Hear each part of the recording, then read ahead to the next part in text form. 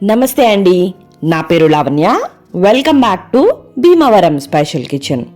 ఈరోజు నేను మీకు పండు మిరకాయలు వాడుకుని కొత్తిమీర టమాటా పచ్చడిని ఎలా ప్రిపేర్ చేసుకోవాలో చూపిస్తున్నానండి. ఇది రైస్లోకి, రోటీల్లోకి, చపాతీల్లోకి, టిఫిన్స్లోకి, దేంట్లోకైనా చాలా చాలా బాగుంటుంది. మరి దీన్ని ఎలా ప్రిపేర్ చేసేసుకోవాలో చూసేద్దామా? రెసిపీలోకి వెళ్ళే ముందు ఒక చిన్న లైక్ ఇవ్వండి. ఇక్కడ నేను ఈ సైజులో ఉన్న కొత్తిమీర కట్టతో ఎలా ప్రిపేర్ చేసుకోవాలో చూపిస్తున్నానండి. దానికోసం 2 టమాటోస్ చాలండి. స్పైసీగా వద్దనుకునే వాళ్ళు ఇంకొక టమాటో వేసుకోవచ్చు, లేదంటే పండుమిర్చిని తగ్గించుకోండి. నేను ఇక్కడైతే ఒక 15 పండుమిర్చి తీసుకున్నానండి. ఇవి పెద్ద కారం ఉన్నవి కాదు, కారం ఉన్నవి అయితే కొన్ని తగ్గించుకోండి. ఇప్పుడు వీటిలన్నీ కట్ చేసుకుని రెడీగా పెట్టుకుని స్టవ్ని ఆన్ చేసుకుని ఒక ప్యాన్ని పెట్టుకుని 2 టీ స్పూన్ల ఆయిల్ వేసుకుని 1 టీ స్పూన్ మినపప్పు వేసుకుని దీన్ని కొద్దిగా వేయించుకోండి. మినపప్పు ఇలా వేగిన తర్వాత 2 టమాటోస్ని కూడా ఇలా చిన్న చిన్న పీసెస్లా కట్ చేసుకుని ప్యాన్లోకి వేసుకుని అలానే 1 టీ స్పూన్ సాల్ట్ని కూడా వేసుకోండి. ఇలా ఉప్పు వేయడం వల్ల టమాటోస్ తొందరగా మగ్గుతాయి అన్నమాట. ఎంత నిమ్మకాయ వాడినా కూడా ఒక గోలీ సైజ్ అంతా చింతపండు వేస్తే టమాటో టేస్ట్ అనేది బ్యాలెన్స్ అవుతుందన్నమాట.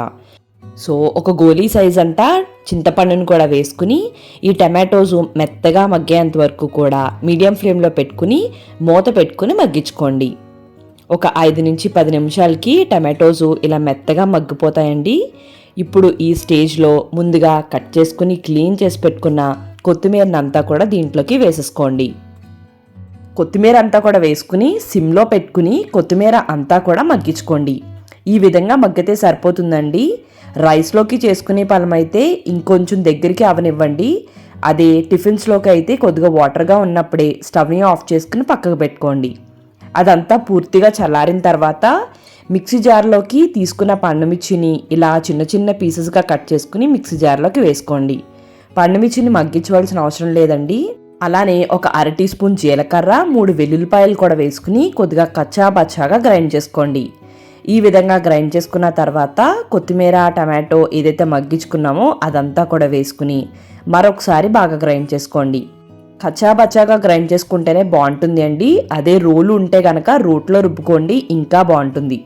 ఇప్పుడు దీన్ని తాలింపు వేసుకోవడం కోసం స్టవ్ని ఆన్ చేసుకుని ప్యాన్ని పెట్టుకుని 1 teaspoon oil, 1/2 teaspoon ఆవాలు, 1/2 టీ స్పూన్ పచ్చిశనగపప్పు, 1/2 టీ స్పూన్ మినపప్పు, 1/2 టీ స్పూన్ జీలకర్ర, 1 ఎండుమిర్చి, కొద్దిగా కరివేపాకు వేసుకుని ఇవన్నీ కూడా దోరగా వేయించుకుని ఇప్పుడు ఈ తాలింపు మొత్తం అంతా కూడా రెడీ చేసి పెట్టుకున్న పచ్చడిలోకి వేసుకుని మొత్తం అంతా కలిసేలాగా కలిపేసుకుని సర్వ్ చేసుకోండి.